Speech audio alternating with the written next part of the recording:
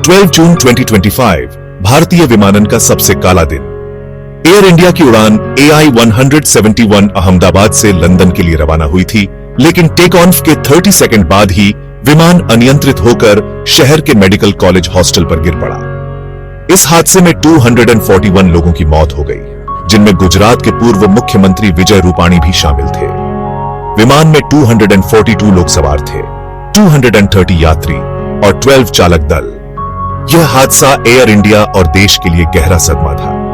यह दिन हमेशा अधूरी यात्राओं और टूटे सपनों की याद दिलाएगा। टेक ऑफ के तुरंत बाद विमान अचानक असंतुलित हो गया और तेजी से ऊंचाई खोने लगा। पायलट ने विमान को संभालने की पूरी कोशिश की, लेकिन कुछ ही सेकंड में वह नीचे गिरने लगा।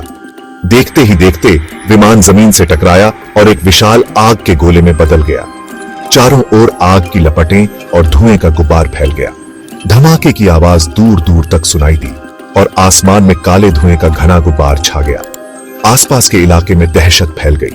विमान मेडिकल कॉलेज के हॉस्टल पर गिरा, जिससे इमारत का बड़ा हिस्सा ढह गया और चारों ओर आग लग गई। कई छात्र और स्टाफ उस समय इमारत में मौजूद थे।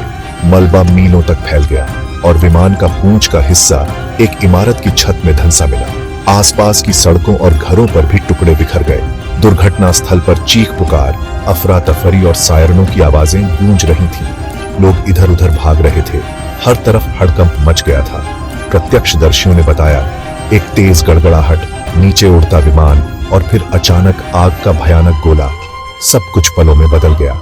बचावकर्मी आग और मलबे के बीच लोगों को बचाने की कोशिश कर रहे थे, लेकिन हर तरफ निराशा और डर का माहौल था। कई लोग फंसे हुए थे। यह मंजर इतना भयानक था कि देखने वालों की रूह कांप गई। हादसे की भयावहता ने सभी को स्तब्ध कर दिया। इस भयानक त्रासदी में एकमात्र जीवित बचे रमेश विश्वकुमार, ब्रिटिश नागरिक, जो सीट 11A पर बैठे थे। हादसे के बाद रमेश अकेले विमान में थे। चारों ओर सन्नाटा और मलबा। इमरजेंसी एग्जिट के पास बैठने और विमान के टूटने से वह मलबे से दूर जा गिरे, जिससे उनकी जान बच गई। बचाव दल ने उन्हें गंभीर रूप से घायल पाया, लेकिन उनकी सांसें चल रही थीं। डॉक्टरों का कहना था कि उनका जीवित रहना किसी चमत्कार से कम नहीं था। रमेश की कहानी त्रासदी के अंधेरे में उम्मीद की किरण है।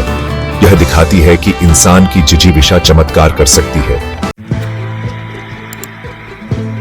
हादसे के बाद सबसे बड़ा सवाल, आखिर क्यों गिरा आधुनिक ड्रीमलाइनर?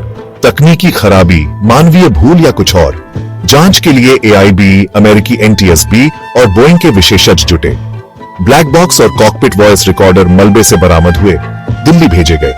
इन रिकॉर्डर्स से विमान की गति, ऊंचाई, इंजन प्रदर्शन और पायलटों की अंतिम बातचीत का पता चलेगा। हादसे ने एयर इंडिया के रखरखाव और सुरक्षा मानकों पर सवाल खड़े किए हैं। DGCA ने सभी ड्रीमलाइनर विमानों की तत्काल जांच के आदेश दिए।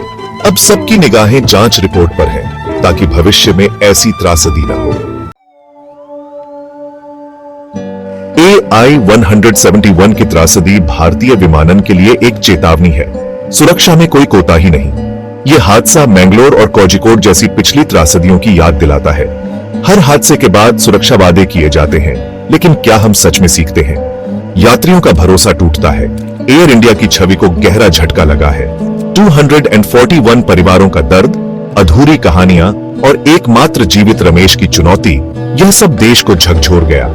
असली श्रद्धांजलि यही होगी कि जांच पूरी पारदर्शिता से हो और सुरक्षा के नए मानक तय हो। हमें एक ऐसा भविष्य बनाना है जहां हर उड़ान सुरक्षित हो और हर यात्री अपनी मंजिल तक पहुंचे। Like, comment, and subscribe.